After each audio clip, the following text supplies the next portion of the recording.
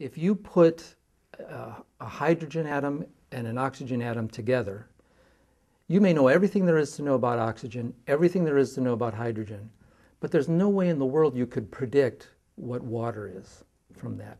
You put them together in a special way and boom, you've got this thing that, oh my God, it supports life, it's nurturing, it's a universal solvent, it does all these things.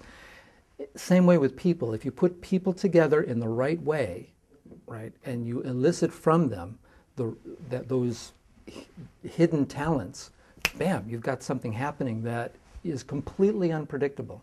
So we call it the Unity Project. How do you create unity? How do we create it in ways that are exciting, that are very natural, and create more human potential, or release more human potential, just like potential is released when you put hydrogen and oxygen together. So that's why we call it the Unity Project. And in fact, our logo it's a bowl, a graphic of a bowl. And the idea is if you create this condition of unity between people, it holds this creative spiraling process. And so that's what the logo is. It's a bowl with a spiral.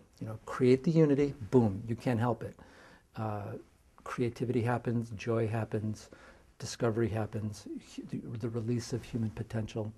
And then people become their own masters, you could say.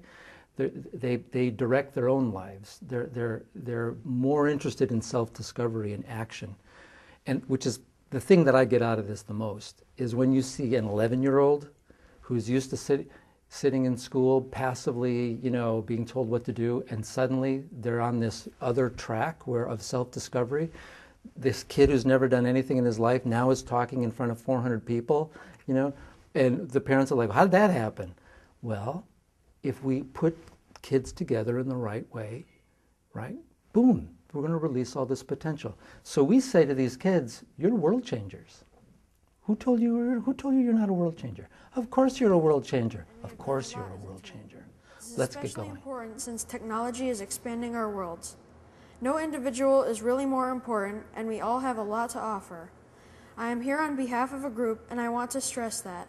So thanks to Dr. Woodall and the team for helping each other out a lot. When I first started, I think I had a different view on life than I do now.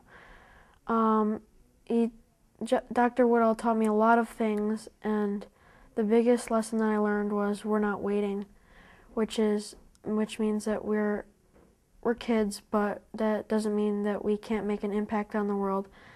And we're working together as a team to make a difference in Newtown first, and then we can go global because we don't have to wait to make an impact on the world. No, I do think it has a lot to do with the confidence that the kids get in working with John Woodall. I think he's a huge part of treating them like adults, young adults, and giving them a responsibility, talking through things, and speaking to them as fellow human beings. And I think that's really a huge part of giving them confidence that they can change the world. They can do the things they want to do, and they don't need to ask permission. They can volunteer to do things, and I think that's a huge part of it. Freshman at Newtown High School. The Unity Project is a school-wide initiative at Newtown High School with the goal to build resilience within each student. In late winter, a survey was sent out asking what one thing would make students' lives better at school.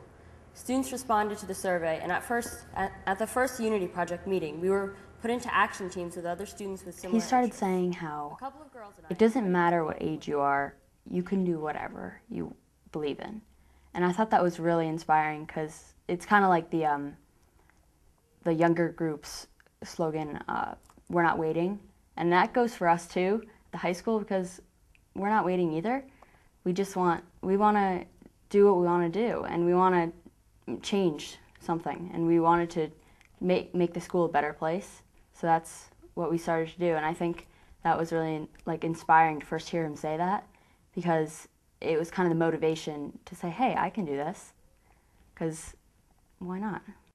It's hard to be vulnerable after everything that we've been through.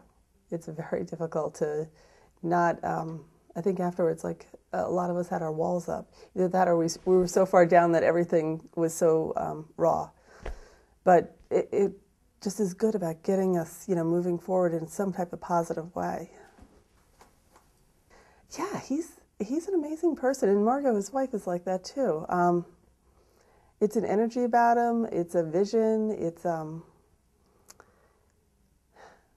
it sounds hokey as I describe it, but it's true. You know when you're in the presence of somebody who really is there to make things better.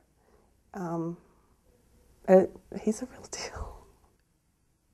If you put people together correctly, in fact, it's almost better the more diverse, the more potential you can release. So there's a science to it. There's a kind of an art to it as well. But it's a skill. It's a set of skills that can be mastered the more they're practiced. And the more you imbue an environment with them, whether it's a corporate culture or a school culture or a civic culture, the more those skills are being taught and rehearsed in real problem solvings, the more united the community becomes, the more dynamic, the more creative it becomes.